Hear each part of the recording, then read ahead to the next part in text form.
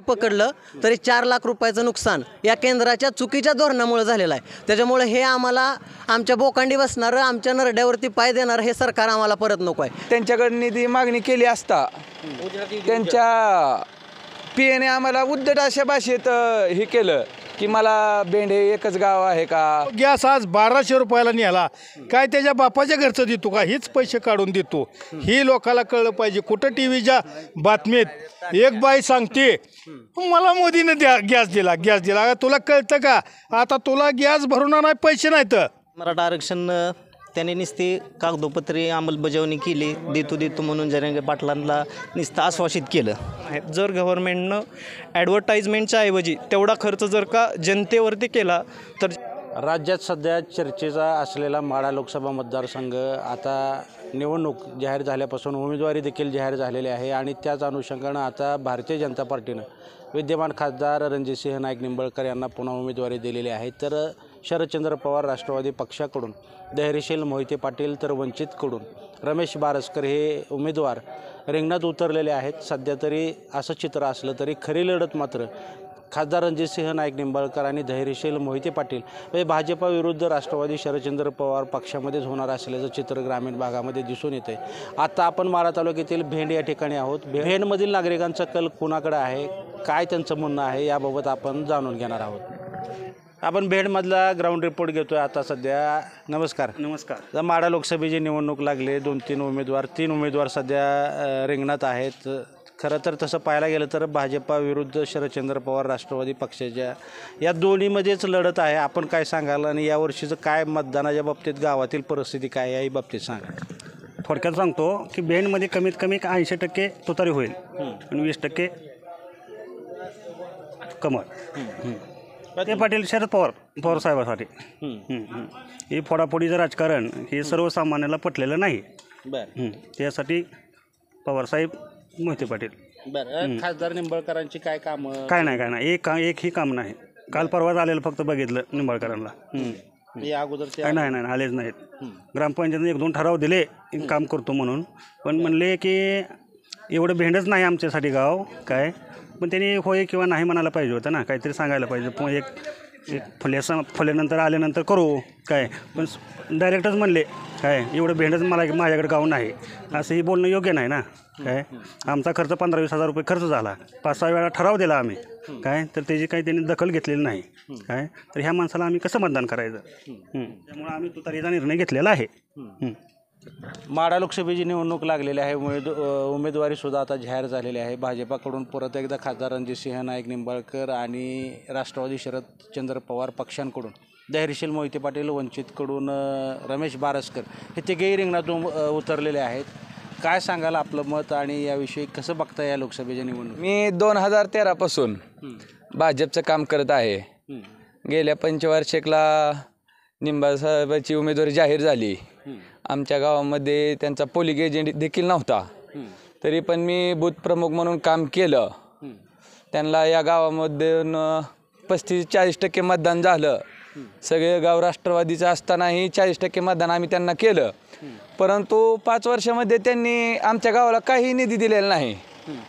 प्लसमध्ये आम्ही त्यांच्याकडे निधी मागणी केली असता त्यांच्या पीएने आम्हाला उद्धट अशा भाषेत हे केलं की मला बेंडे एकच गाव आहे का, अशा प्रकारे आमचे लेटरचं कुठलीही दखल गेली नाही। आमच्या गावचे उपसरपंच प्रवीण गायकवाड हे आम्ही गेले असता कुठलाही निधी आमच्या गावाला 5 वर्षात 1ही रुपये झाला नाही। आम्ही सभा मंडपाची मागणी केली, रस्त्याची मागणी केली, हायमास्टर दिव्याची मागणी केली, एकही आमची मागणी पूर्ण केलेली नाही। प्लस तालुक्याच्या जे काय भाजपच्या तालुक्याचे हे आहेत BJPचे, त्यांनी असं बोललं की माझा कोण कार्यकर्ता नाही भेंडमध्ये आणि आपलं काम केलं जात नाही, ह्या कारणास्तव ही आम्हाला काही निधी दिलेला नाही। त्यामुळे यंदा आम्ही 85 ते 90% पूर्ण गाव तुतारी करणार आहे। मी स्वतः बूथ प्रमुख असताना BJPचा त्यांचं काम करणार नाही, पूर्णपणे तुतारी, एकमुखी तुतारी होईल आमच्या गावामधून। काय मत आहे याबद्दल? तुतारी शरद पवार, धैर्यशील मोहिते पाटील। मग काहीतरी कारण असेल ना त्यासाठी. कारण हीच की आता ह्यांनी मते साहेबांनी सांगितलं तीच कारण. त्यामुळं निंबाळकर साहेबाला आम्ही मतच देऊ शकत नाही. मग गावाच्या विकासासाठी किंवा काहीच नाही त्यांचं, काहीच एक 4 आणि 9 5 पैसे सुद्धा त्यांचा निधी काय नाही. मग कसं मत द्यायचं?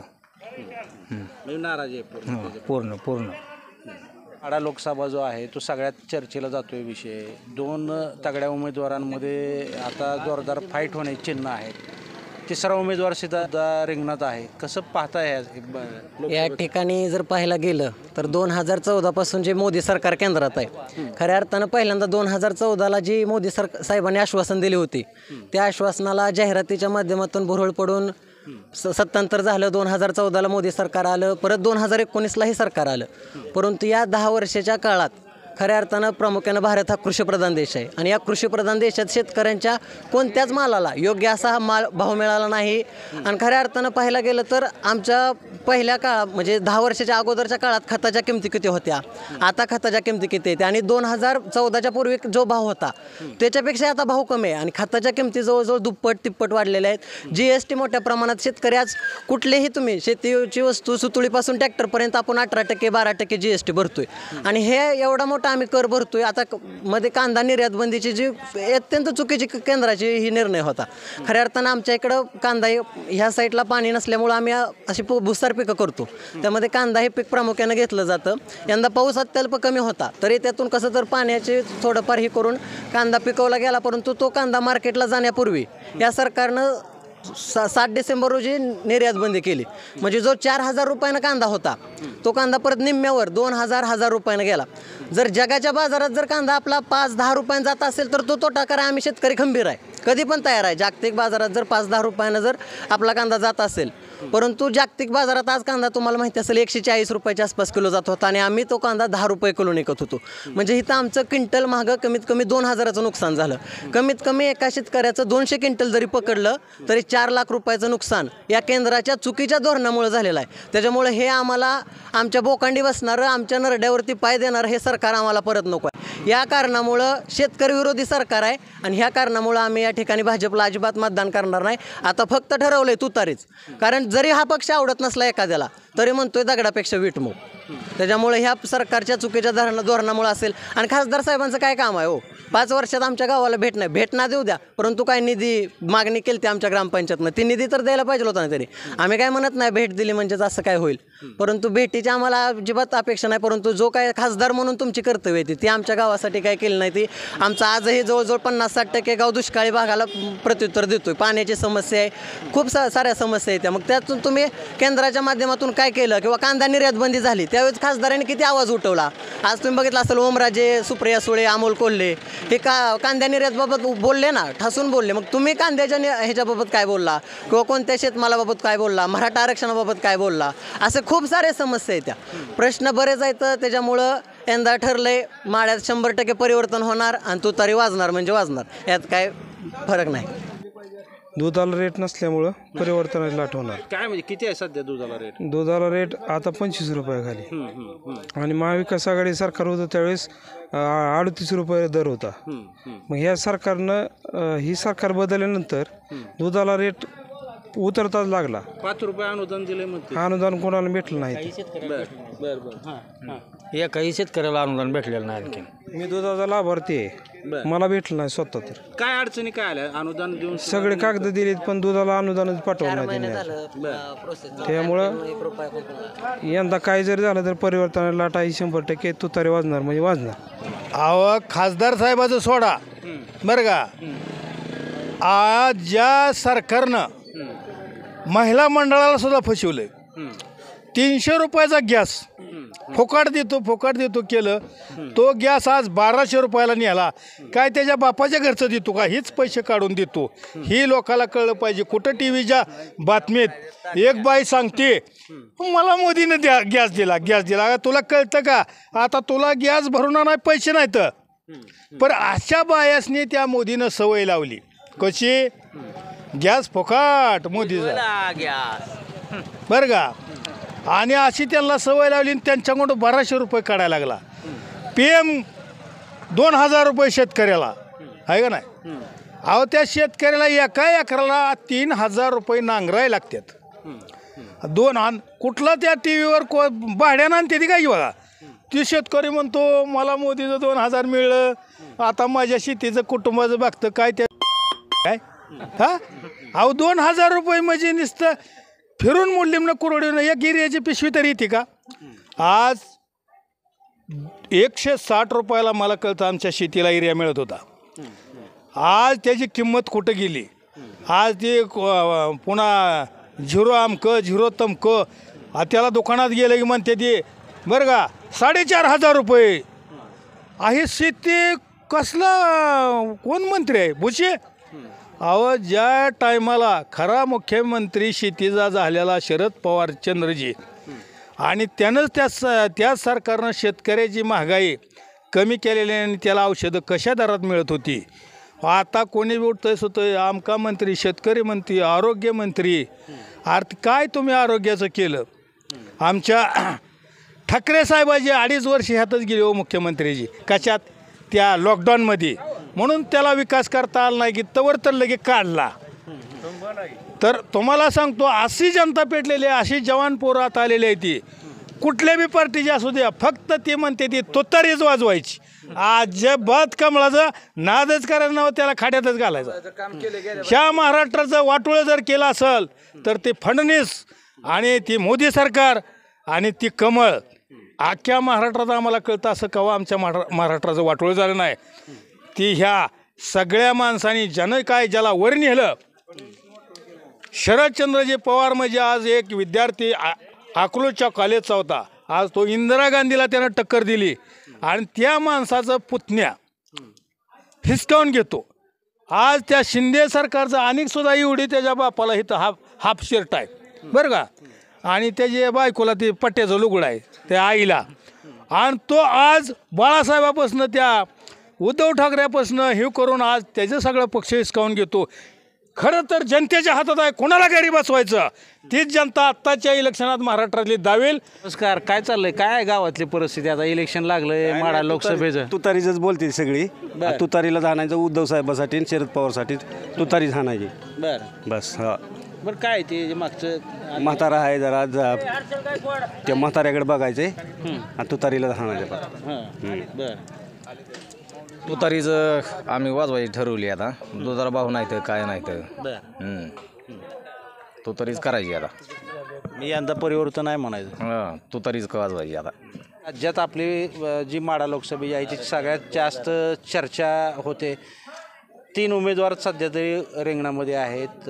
विद्यमान खासदार रणजितसिंह नाईक निंबाळकर आणि धैर्यशील मोहिते पाटील आणि रमेश बारसकर. आता हे तिन्ही विविध पक्षाकडून लढत आहेत. कसं पाहता या निवडणुकीकडे आणि काय कुठल्या पक्षाला मत द्यायचं ठरवलं. आम्हाला पवारसाहेबाची सहानुभूती आहे आम्हाला सगळ्यांना. कारण पवारसाहेब जनता राजा आहे. अख्ख्या महाराष्ट्राला माहीत आहे, देशाला माहीत आहे. त्याच्यामुळं आम्ही आमच्या आता UPSC MPSCचे विद्यार्थी आहेत. आज 30 वर्ष झालं तो शिक्षण घेतो आहे, त्याला नोकरी नाही. मोदी सरकारनं सगळ्या खाजगीकरण करून ठेवलं सगळं. त्याच्यामुळं काय झालं आहे शासनाच्या म्हणजे चुकीच्या धोरणामुळं सगळीच पोरीच नाराज म्हणजे पूर्णच महाराष्ट्र जनता पूर्ण सगळी नाराज आहे ती. आणि दुसरी गोष्ट मराठा आरक्षण त्याने नुसती कागदोपत्री अंमलबजावणी केली. देतो म्हणून जरांगे पाटलांना नुसतं आश्वासित केलं. त्याच्यामुळं मराठा समाज पूर्ण नाराज आहे. त्याच्यामुळं आम्हाला नवीन सरकार स्थापन करायचं असल्यामुळं आमची पूर्ण गावाची जनता पवारसाहेबाच्या तुतारीला मतदान करणार. मी मराठा आरक्षणाबद्दल हे बोलले, तुम्ही काय सांगाल. ह्या सरकारने मराठा आरक्षण मराठ्यांना द्यायला पाहिजे होतं. जरांगे पाटलांवर म्हणजे वारंवार त्यांनी अन्याय करत गेलेले आहेत. त्यामुळे मराठा प्रश्न एक मोठा आहे. त्यामुळं पवारसाहेबांना करा तुतारीच. काय शिक्षण कुठपर्यंत झाले. आता माडा लोकसभेची निवडणूक लागलेली आहे आणि कसं पाहता याच्याकडे आणि कोणाला मतदान करायचं काय ठरवलं आहे का. नमस्कार, मी निलेश सावंत बोलतो आहे. तर सध्या मी इलेक्ट्रॉनिक्स अँड टेलिकम्युनिकेशनमधून ग्रॅज्युएशन कंप्लीट केलेलं आहे. 2017ला ग्रॅज्युएशन कंप्लीट झालं आणि त्याच्यानंतर स्ट्रगल करत होतो की जॉब व्हॅकन्सीज आणि जॉब पाहिजेत. पुण्यासारख्या ठिकाणी जातो आहे आपण. पुण्यासारख्या ठिकाणी तुम्ही सगळेजण बघताय महागाई या पद्धतीनं वाढत चालली आहे. आता जर आपण मागच्या 10 वर्षाचा आज कम्पेअर करतो आहे तर इव्हन डबल महागाई झालेली आहे. तर या दिवसांमध्ये त्याच पद्धतीनं आपण नोकरी असेल किंवा प्रत्येक ठिकाणामधून येणारे उत्पन्न सोर्सेस असतील हे घटत चाललेले आहेत ऑलवेज.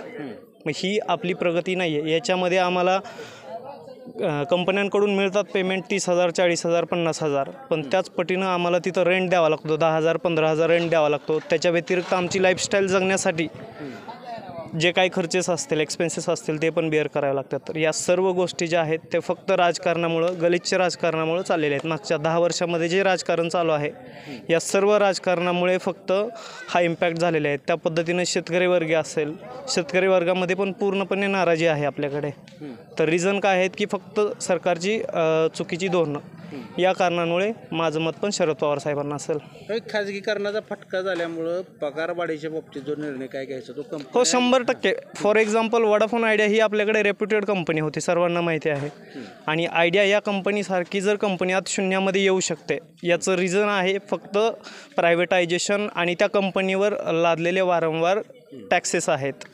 आज तुम्ही एका साईडला एका कंपनीला उचलून धरताय आणि दुसऱ्या साईडला दुसऱ्या कंपनीला पूर्ण झोपवण्याकडे बघताय, तर हा चुकीचा दृष्टिकोन आहे. याच्यामुळे आपल्याकडील ज्या छोटे मोठे उद्योगधंदे आहेत, छोट्या मोठ्या कंपनीज आहेत, त्या बंद पडण्याच्या मार्गावर आहेत आजच्या दिवसांमध्ये. शिवाय आपल्याकडे लोन पद्धतीनं बघितलं जातं की गव्हर्नमेंट सांगत आहे तुम्हाला लोन लगेचच पास होत आहेत, पण आज कित्येक फायली तुम्ही बँकमध्ये पण जाऊन चेक कराल की फक्त डॉक्युमेंट इनसफिशियंट या कारणांमुळे पेंडिंग आहेत. जर का एक मिडल क्लास मॅन असेल, त्याच्याकडे जर डॉक्युमेंट पूर्तता असती किंवा त्याचं बॅकग्राऊंड जर व्यवस्थित असतं, तर तो लोनकडे गेलाच कशाला असता. त्याला सोप्या पद्धतीनं लोन पण मिळाले पाहिजेत, त्याला सोप्या पद्धतीनं सर्व फॅसिलिटीज अवेलेबल झाल्या पाहिजेत. आणि या सर्व फॅसिलिटीज ज्या आहेत त्या सध्याचं गव्हर्नमेंट पुरवू शकत नाही आहे. 100% फसवेगिरी. आज आपण पाहताय ॲडव्हर्टाइजमेंट झाला असेल, हा मुद्दा पूर्ण देशाला माहिती आहे. पहिलं गव्हर्नमेंट होतं, पहिल्या गव्हर्नमेंटमध्ये ॲडव्हर्टाइजमेंट नावाचा प्रकारच नव्हता. आपल्याला इवन माहीत पण नसायचं बऱ्याच लोकांना की पंतप्रधान कोण आहेत, राष्ट्रपती कोण आहेत. पण आज प्रत्येकाला माहिती आहे की या तालुक्याचा आमदार कोण आहे. हे डिजिटायझेशनमुळं पण शक्य झालेलं आहे. आणि याच्यामध्ये गव्हर्नमेंटचा जो पॅटर्न आहे, या गोष्टी पण आहेत. जर गव्हर्नमेंटनं ॲडव्हर्टाइजमेंटच्या ऐवजी तेवढा खर्च जर का जनतेवरती केला, तर जनतेमधून 100% की ते मतं कन्वर्ट होतील संपूर्ण. तर त्या पद्धतीनं गव्हर्नमेंटनं पाहायला पाहिजे आणि सर्व जनतेनं पण पाहायला पाहिजे की आपलं हित कुठे आहे आणि या पद्धतीनं मतदान केलं पाहिजे आणि सर्वांनी मतदान केलं पाहिजे. नमस्कार, मी ज्ञानेश्वर परमेश्वर जानराव, राहणार बेंड, तालुका माढा, जिल्हा सोलापूर. तर आज काय होत आहे, गावगाव मोदी साहेबाविषयी अक्षरशः इतकं त्यांनी धोरणं 10 वर्षातली इतकी चुकीची आहेत. आज महिला बचत गटामार्फत कर्ज दिलं 20-20, 30-30, 50-50 हजार रुपये. अक्षरशः महिलांनी व्यवसाय टाकलं, ती मोडीत निघले. तर आणि गाई घ्या, शेळीपालन घ्या. अक्षरशः मी स्वतः गाई केल्या, त्या 5 गाई आहेत. आज दुधाचं मार्केट 38 रुपयावरनं 25 रुपये, 25.5 रुपयावर आले. हप्ता देतो म्हणून 5 रुपये शासनानं अनुदान घोषित केलं. कोणाला आलं, कोणाला नाही आलं.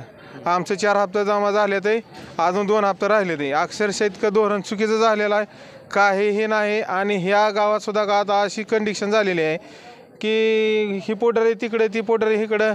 मराठा आरक्षणाचा मुद्दा उपस्थित केला, कोणी आज मोर्चे इतकं निघालं, काय झालं, सगळ्यांनी आश्वासन दिलं.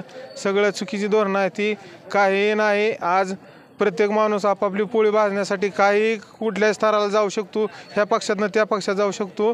तर ह्या गावाने एक विचार केला पाहिजे की बाबा आज मराठा आरक्षण असू द्या, नाहीतर कुठली गोष्ट असू द्या, जो आपल्या समाजासाठी पक्षासाठी किंवा ह्याच्यासाठी एकनिष्ठ राहतोय, अशाच लोकांना गावोगावी निवडून द्या. तर माढा लोकसभेच्या अनुषंगानं आपण माढा तालुक्यातील भेंड या ठिकाणचा ग्राउंड रिपोर्ट घेतलेला आहे. लोकांच्या प्रतिक्रिया आपण ऐकलेल्या आहेत. या प्रतिक्रियाबद्दल तुमचीसुद्धा काय प्रतिक्रिया असेल तर कमेंट बॉक्समध्ये नोंदवायला विसरू नका. आणि तुम्ही जर चॅनलवरती नवीन असाल तर लाईव्ह महाराष्ट्र झोन न्यूजच्या यूट्यूब चॅनलला सबस्क्राईब करायला देखील विसरू नका. कॅमेरामॅन महेंद्र ताकतोडेसह मी रमेश शिरसट, भेंड.